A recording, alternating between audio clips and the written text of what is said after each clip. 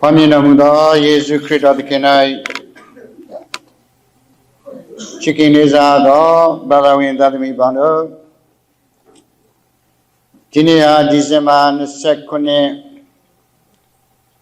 Damanoji Kridoya Deveroji Shinyohaya Pweni Pibare Miniga Dizeman Sechao Saint Stephen Pwenego Chimba Kejare Tinin Sekunema Di Shinyohaya Pwenego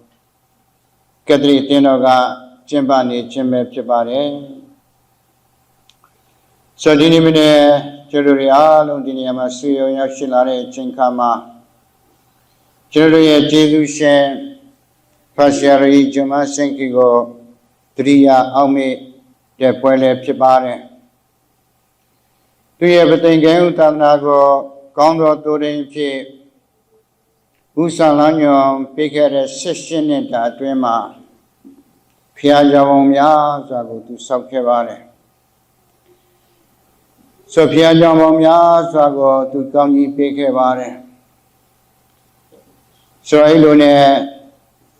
in the town and the set deep Piajango, Pita Buyandre, to Josa Kevare, to the Leveal, Tijare time. Sonelan Seni and Nema Piadikin Pianet, thing by Duavare. So the Piajan the Mapimia Kevabu, to the Leve Padwagere. Joy at the Manjao, Yonjilu Bada Duru at the Manjao,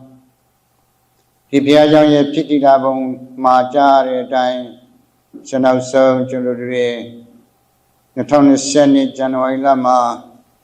Gangi Pikabari. So that in this Senate time, so the law, Pipiajan Nepale, Puego Chimbalaraha. Tinesato Shilabi. From Yamia, Children Piajao, Jong Api, no, Salobi, Anampi, Gauni Baby Kajaro, Jinepale, Go Mapulo Nanjababu, Umangani, Sene, Sangani, Raja, Matakapian now, Piashingo, Jubri, Nechimba, Jare. So do the level the dollar national in Zupia Jango, Abuso in Nishin time, no, the Nepalego, Chimba Nanchinha, Tujalo, Jesu the Cryptid. So the Nishin time level, Sabia now, Chimba now, Children, Juda Jabazo. So the Piajan, the man with the Piajan Chibare. So Chalo Layarine Maduvene Julia Jesu Shen Pasiari Jumasinki Pedengam Davanago Dorin do a pie Sessioneta U Sound Chinkama Chanagere do a chia layari Pibare Siriam Piajan and Nipale Go Chimba Chinha. Two dress Sudan Chine Pibare. Two dress Nipale Sudonia, a cana de Kude Pibare. Siriamdo Jimasijado, Father with Adamia Alungo, Jedu Temare. Tina Tanra Joning with Jedu Tine. No do Jimasijado, Tanra Juro Zomia, Systemia, Demasesamia. So that he looking at Moemia Alungo, Yedo Titila, Josan and Chimia Alundre, Jesutin, Bare, Seviana de Saint Lago, Nissimabia, Sevilla Chimba Jaya, Piajam Nipale, Tech, Poviana, Dibelina, General Jesusin, Pasiaro Jumansen Shigo. Nepal, Dria, Sudan, Pichin, Pida. So that 2 years now, so Chanagere, လက်ရာဖြစ်တဲ့ဘုရားကျောင်းပေါင်းများစွာသူဆောက်ခဲ့တဲ့သိန်းထောင်နဲ့ချီသောင်းနဲ့ချီသောဘုရားကျောင်းနဲ့သူဆောက်ခဲ့တယ်ဒီဟာသူ့ရဲ့နောက်ဆုံးခြေရလက်ရလေးမှာကျွန်တော်တွေနှစ်စဉ်နှစ်တိုင်းဆုံးကြည့်ကြရအောင်လို့ပထမတစ်ချက်အနေနဲ့ပြောချင်ပါတယ်ဆိုကြေးရွာတရားမှာဘုရားကျောင်းတစ်ဆောင်ဖြစ်တည်လာခြင်းဟာကြေးရွာအတွက်ကောင်းကြီးတော်ဖြစ်တယ်အခုတော့မိဆာမစခင်မှာဒီကြေးရွာမှာဘာသူဘယ်လိုလုပ်ရောက်ရှိလာသလဲဆိုရောက်ရှိလာပုံအနေထားလေးကိုကြည့်ပြီးတဲ့နောက်ကျောင်းနေဘုန်းတော်ကြီးဖသနာပိုက်စာအမျှော်မြင်ကြီးမားပါတယ်ဆိုရင်ချိန်ခါတုန်းကနော်ကြေးရွာတွေကိုသွားပြီးတဲ့နောက်ဗျာဘုံဆရာမများတွေကိုပို့ခဲ့ကြတယ်စသိန်းလာမှာဆိုဆရာမနှစ်ပိုင်းဆလီယာဖြင့်နော်ဒီမှာဆိုဆရာမဝီတိုရီယာဆိုရင်လိုအားဖြင့်သူဟာသူ့ရဲ့သာသနာလုပ်ငန်းကိုထိုးဖောက်ဝင်ရောက်စေခဲ့တယ်ဆေလွတ်တဲ့ဆိုသူ့ရဲ့ဆရာမတွေကိုဆေလွတ်တဲ့ဆိုကျွန်တော်မမိသားဆရာခရစ်စောသူလည်းပဲနေရာနဲ့သွားပြီးတဲ့နောက်ဆိုတော့စာသင်ပေးတဲ့ဒေသခံကလေးငယ်များတွေဆွေချင်းကားတော့ကစာသင်ကျောင်းတွေမရှိဘူးဆွေရကျောင်းတွေလည်းမရှိဘူးဆွေကကြတော့ရောဘုံဆက်ဆံမများတွေကသွားပြီးတဲ့နောက်အဲ့ဒီကြေးရွာအတွက်ကလေးငယ်များရဲ့အနာဂတ်တစ်ခုဖြစ်တဲ့ပညာရေးကိုသူတို့တွေစူးစမ်းခဲ့ကြတယ်ဆိုဒီနေ့ဒီနေရာမှာနောက်နှစ်ပေါင်း50နော်ဒီချက်မှာဖြစ်တည်လာတော့ဘာသူမိသားစုဝင်များဖြစ်လာပါတယ်ဆိုကြည်ရတရားမှာဘုရားကျောင်းတစ်ဆောင်ဖြစ်တည်လာခြင်းဆိုတာဟာကြည်ရွာအတွက်ကောင်းကြီးမင်္ဂလာပဲဖြစ်တယ်ဆိုဒီကြည်ရွာကိုဘုရားရှင်ကောင်းကြီးပေးတဲ့ဆိုဒီကြည်ရွာမှာရှိကြတဲ့ဘာသာဝင်များအားလုံးကိုကိုရောရှင်ကာကွယ်မိမဆောက်ရှောက်ကူညီတဲ့ဆိုရမျိုးဆက်တဲ့ပြည်နောက်ဒီသိန်းလာသာသနာရှင်းမှာတွင်မှာရှိကြသောကြေးရွာများသည်ဒီကိုကိုရောရှင်ဆက်ပြီးတဲ့နောက်ကောင်းကြီးပေးတော်မူပါစေဒီဘုရားကျောင်းဆောင်တည်ရှိနေခြင်းဟာယုံကြည်ခြင်းရဲ့အမှလက္ခဏာဖြစ်တယ်ယုံကြည်သူဘာသာသူများရှိနေလို့ဒီဘုရားကျောင်းဆောင်ရှိနေခြင်းဖြစ်တယ်ယုံကြည်သူဘာသာဝင်များကြိုးစားအားထုတ်မှုကြောင့်ကျတို့ရဲ့ဒီဘုရားကျောင်းဆောင်ရရှိလာခြင်းဖြစ်တဲ့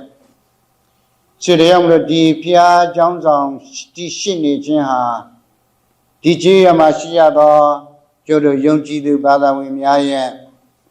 ယုံကြည်ခြင်းကိုဖော်ပြသောအမှလက္ခဏာတစ်ခုဖြစ်တဲ့ခြေတော်မလို့ဒီဘုရားကျောင်းကိုကျွန်တော်တို့တွေဆက်ပြီးတဲ့နောက်ပြုစုမိုးမှန်ပြင်ဆင်ကြပါစို့ဆက်ပြီးတော့ယေရှုတည်တံ့ပွေရန်အတွက်အားလုံးဘုရားကျောင်းဟာအားလုံးနဲ့ဆိုင်သောဘုရားကျောင်းဖြစ်ပါတယ်ဆောက်လုပ်ပြီးခဲ့သူ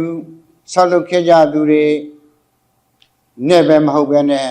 ဒီမှာရှိကြသောဘာသာဝင်များအားလုံးအပတ်စဉ်ဒီနေရာမှာလာရောက်စုရုံးပြီးတဲ့နောက်ဘုရားရှိခိုးပြီးဘုရားကျောင်းရဲ့တန်ရှင်းရဲ့ကျောင်းပရဝင်းရဲ့တန်ရှင်းရဲ့ကိုကျွန်တော်တို့တွေဆက်လက်လှုပ်ဆောင်ကြရမှာဖြစ်တဲ့ခြေတော်ဝဒီဘုရားကျောင်းဖြစ်တည်လာခြင်းမှာနော်လူတန်းခဲ့ကြတဲ့ကျွန်တော်ရဲ့ဘိုးဘွားများဒီဘုရားကျောင်းဖြစ်တည်လာခြင်းမှာလှုပ်အားစိုက်ထုတ်ခဲ့ကြတဲ့ပုဂ္ဂိုလ်များအလူဒါနအဖြစ်ပေးခဲ့ကြသောကျွန်တော်ရဲ့ကျေးဇူးရှင်များအားလုံးကိုလည်းပဲဒီနေ့ကျွန်တော်တို့တွေကျေးဇူးတင်ကြပါစို့ဆုတောင်းပေးကြပါစို့ကြီးရွာတရွာမှာဘုရားကျောင်းတစ်ဆောင်ရှိခြင်းဟာဘုရားကျောင်းတစ်ကျောင်းရှိခြင်းဟာကြေးရွာရဲ့ကောင်းကြီးတော်ဖြစ်တယ်ဒီကြေးရွာကိုကိုရောရှင်ဆက်လက်ပြီးကောင်းကြီးပေးပါစေဘုရားကျောင်းဆိုတာဟာကျွန်တော်တို့တွေ့မြင်နိုင်သောထိတွေ့နိုင်သောအစာအုပ်တစ်ခုဖြစ်တဲ့ဒါတဲ့ပို့ပြီးတဲ့နောက်အရေးကြီးတာကဘာသာသူအစုအဖွဲ့နဲ့တည်ရှိနေသောဘာသာသူများနဲ့ပေါင်းစည်းထားသောဘုရားရဲ့ဗိမာန်တော်ဟာ ကိုရင်ကြည့်ပါတယ်ဒီမှာကျွန်တော်အားလုံးသိကြတဲ့အတိုင်းဘာသာသူ15အိမ်ရှိလာတဲ့ဒီရှိလာတဲ့ဘာသာသူ15အိမ်ဟာယုံကြည်ခြင်းရဲ့အိမ်တော်စုများဖြစ်တဲ့ဘာသာသူ15အိမ်ကနေပေါင်းစည်းပြီးတဲ့နောက်ချစ်တီလာသောဘာသာသူဘာသာဝင်ယုံကြည်သူအဖွဲ့အစည်းယုံကြည်သူအစုအဖွဲ့ဟာဘုရားရှင်ရဲ့ဗိမာန်တော်လူနဲ့ဖွဲ့စည်းကြသောဘုရားရှင်ရဲ့ဗိမာန်တော်ဖြစ်တဲ့စရိယာဟာပို့ပြီးတဲ့နောက်အဓိပ္ပာယ်လေးနဲ့ပါတယ်စရိယာမလို့ကျွန်တော်အားလုံးဒီ15အိမ်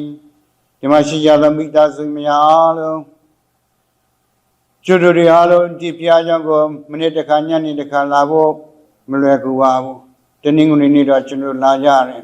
မေလမှာကျွန်တော်လာပြီးစိတ်ကြတယ်သို့တော်လည်းပဲမိမိတို့ဒီရှိရာမိသားစုမှာ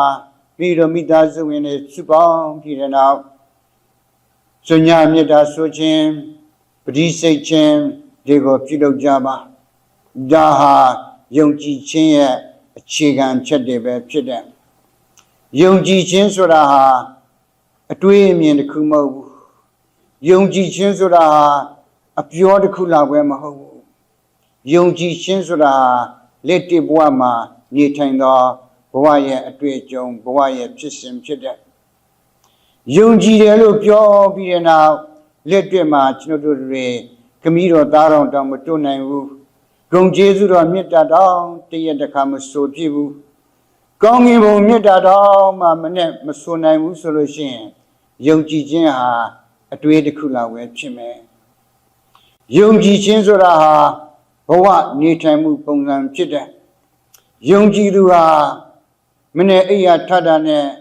ဘုရားရှင်ကိုသတိရတယ်ခမည်းတော်သားတော်တို့တဲ့နေ့စဉ်နဲ့ပူဇော်ခြင်းမေတ္တာကိုဆိုတဲ့ကောင်းကင်ဘုံမေတ္တာကိုဆိုတဲ့အလုတ်သွားခါနေ့တိုင်းဘုရားရှင်ကိုပူဇော်တဲ့ဇာပြင်ဘာသာရေးပွဲတွေမှာပါဝင်ကြတယ်မေတော်ပွဲတွေမှာပရိသွားစိတ်ကြတယ်ဆိုယုံကြည်တဲ့ပုဂ္ဂိုလ်တွေဟာမိမိတို့ရဲ့အိမ်မှာဘုရားရှင်ကိုတတ်တတ်ရရလေးထားတယ်စဒါဟာယုံကြည်သူတို့ရဲ့မှယုံကြည်သူတို့ကနေထွက်ပေါ်လာသောအပြုအမူများဖြစ်တယ်နေထိုင်မှုပုံစံများဖြစ်တယ်ယုံကြည်ခြင်းဆိုတာဟာအပြောပဲမဟုတ်ဘူးယုံကြည်ခြင်းဆိုတာလက်တွေ့ဘဝနေထိုင်ရတဲ့ပုံစံဖြစ်တယ်စေတယံလူဒီနေ့ဒီမှာရှိကြတော့သာသဝင်သာသမီများဖျားเจ้าဆောင်ဟာသူတို့ကြေးရွာအတွက်ဂုဏ်ကျက်သည်ဖြစ်တဲ့ကောင်းကြီးတော်ဖြစ်တဲ့ဖျားเจ้าဆောင်နဲ့အတူယုံကြည်သူများဖွဲ့စည်းထားသောဖျားရှင်ရဲ့ဗိမာန်တော်ကိုသူတို့ဆက်လက်ပြီးတော့တည်ဆောက်ကြပါအထူးသဖြင့်မိသားစုဝင်များအထူးသဖြင့်မိမိတို့မိသားစုဝင်မှသာသမီများစုပေါင်းပြီးတဲ့နောက်ဖျားကိုဝတ်ပြုကိုယ်ွယ်ခြင်းဖျားရှင်စင်ရှင်းမှာဒုထောက်ခြင်းကိုကျွန်တော်တို့ပြုကြရအောင်ဖျားရှင်မှာဒုထောက်တဲ့ပုဂ္ဂိုလ်ဟာလူအားလုံးရှင်းမှာမတ်တရနိုင်တယ်ဖျားရှင်မှာဒုထောက်ခြင်းများလေးလေးလူရဲ့ရှင်းမှာမတ်တရနော်ရဲဝန်းစွာမတ်တရနိုင်လေလေရရဲလေးလေးရဲဝန်းစွာမိမိကိုယ်ရင်ကော့ပြီးတဲ့နောက်ဖော်ပြနိုင်လေလေဖျားရှင်မှာဒုထောက်ခြင်းများလေလေလူရှိမှရဲဝန်းလေလေဖြစ်တယ်။ဒါကြောင့်မလို့ဒီမှာရှိကြတော့သာသဝင်သတ္တိများအားလုံးတို့မိမိတို့ဘဝတက်တာမှာယုံကြည်သူတို့ရဲ့ဘဝတက်တာကိုဖော်ပြခြင်းနဲ့ဆိုလို့ရှိရင်ဘုရားရှင်၌အာကိုယုံကြည်ပြီးတဲ့နောက်ယုံကြည်ခြင်းရဲ့နေ့စဉ်လေ့ကျင့်မှုများမှာဆက်ပြီးတော့ဖော်ဆောင်ကြပါဒီနေ့ကျွန်တော်တို့အားလုံးဒီတန်ရှင်တော်အိမ်တော်စုဘုရားတန်ရှင်တော်အိမ်တော်စုဘုရားကျောင်းပွဲမှာဒီနေ့ဒီဇင်ဘာ29ရက်နေ့တန်ရွာရဲ့ပွဲနေ့ကိုကျင်းပတဲ့အချိန်ခါမှာတန်ရွာအကြောင်းကိုအင်္ဂလိပ်ကျမ်းမှာတွေ့ရပါတယ်ရှင်မြတ်တမြောက်တော်မူသောခရစ်တော်ကိုသူတို့တွေသွားပြီးတဲ့နောက်ဖူးမြော်ကြတယ်သွားကြည့်ကြတယ်သင်္ချိုင်းကူမှာဆိုသွားကြည့်တဲ့အချိန်ကမှာကိုတော်ရှင်မရှိတော့ဘူးသင်္ချိုင်းကူမှာမရှိတော့ဘူးရှင်မြတ်တမြောက်တော်မူပြီးတန်ပေတရုအရင်ရောက်တယ်သူမဝင်သေးဘူးယောဟန်ရောက်လာတဲ့အခါမှာဂူထဲကိုကြည့်တဲ့ယောဟန်ကြည့်လိုက်တဲ့အချိန်ကမှာယုံကြည်တယ် ယောဟန်တွေ့လိုက်တာနဲ့ယုံကြည်ခြင်းဆိုတာဟာဖျားပေးတဲ့လက်ဆောင်ဖြစ်တဲ့ကိုတော်ရှင်ရဲ့ကျေးဇူးတော်ဖြစ်တဲ့ကျွန်ုပ်တို့ကြည်တိုင်းလည်းမတွေ့ကြပါဘူးကျွန်ုပ်တို့ကြားတိုင်းလည်းပဲကျွန်ုပ်တို့တွေနားမလည်ကြပါဘူးဒါကြောင့်လို့ဒီနေ့ဆက်ပြီးနောက်ဒီမှာရှိကြသောယုံကြည်သူဘာသာဝင်များမိမိတို့ရဲ့ယုံကြည်ခြင်းတက်တာမှာကိုတော်ရှင်ကိုနေ့စဉ်နဲ့အမျှဆက်လက်ပြီးတောင်းပါဘုရားတပည့်တော်ယုံပါတယ်ဆက်ပြီးနောက်တပည့်တော်ယုံကြည်ခြင်းကိုတိုးပွားစေတော်မူပါတပည့်တော်ရဲ့သားသမီးတွေလည်းယုံကြည်ပါတယ်သို့တော်လည်းပဲပြည့်ကွက်သောယုံကြည်ခြင်းများအတွက်ကိုတော်ရှင်ခွင့်တော်မူပါတပည့်တော်တို့ရဲ့ယုံကြည်ခြင်းကိုတိုးပွားစေတော်မူပါတပည့်တော်တို့ကြားတယ်သို့တော်လည်းပဲနားမလည်နိုင်ဘူးနားလည်အောင်တော့မှတပည့်တော်ယုံကြည်ခြင်းတဲ့ကိုကျွန်တော်တို့တွေမရောက်ရှိနိုင်ဘူးကြည့်မြင်တယ်ကြည့်တယ်တပည့်တော်မမြင်ဘူးမြင်အောင်တော့မှမြင်တဲ့အရာပေါ်မှာမယုံနိုင်ကြဘူးဒီနေ့တန်ယောဟန်ဟာသူခုထဲကိုဝင်တယ်ကြည့်တယ်တွေ့တယ်သူယုံတယ်ဆိုတော့ယုံကြည်ခြင်းဆိုတာဟာဘုရားရှင်ရဲ့ဖွင့်ပြတော်မူခြင်းလူတို့ရဲ့ကိုယ်ပိုင်စွမ်းအားနဲ့စွမ်းဆောင်နိုင်ခြင်းတဲ့ဘုရားရှင်ရဲ့ထိတွေ့တော်မူခြင်းဖွင့်ပြတော်မူခြင်းကိုတော်ရှင်ရဲ့မိမိကိုယ်ကိုဖွင့်ပြတော်မူခြင်းဖြစ်တယ်ဒါကြောင့်မလို့ဒီနေ့ကျွန်တော်တို့အားလုံးနှိမ့်ချစွာနဲ့ဒီဘာသာလူအစုဝေးအားလုံးနော်ဆက်ပြီးနောက်နေ့စဉ်နေ့တိုင်းဘုရားတပည့်တော်ယုံကြည်ပါတယ်ပို့ပြီးနောက်ယုံကြည်နိုင်အောင်တပည့်တော်ကိုယုံကြည်ခြင်းစုကျေးဇူးကိုထပ်မံပေးသနာတော်မူပါအားဖြည့်ပေးတော်မူပါဤသို့အားဖြင့်ဒီနေ့နော်တိန်လာသာသနာမှာရှိကြသောဘာသာဝင်များအားလုံးကျွန်တော်ကျောင်းတိုင်းဘုန်းတော်ကြီး Father Richard နေဆောင်ရဲ့ဥဆောင်မှု Sister ကြီးများဥဆောင်မှုတန်ခါကျိုးတော်များဥဆောင်မှုအသီးသီးမှာအောင်ဝင်ဖွံ့ဖြိုးသောဘုရားရှင်ရဲ့ကောင်းကြီးတော်ခံစားသောသာသနာဖြစ်ပေါ်ရန်အတွက်ဆက်ပြီးနောက်ဆုတောင်းကြပါစို့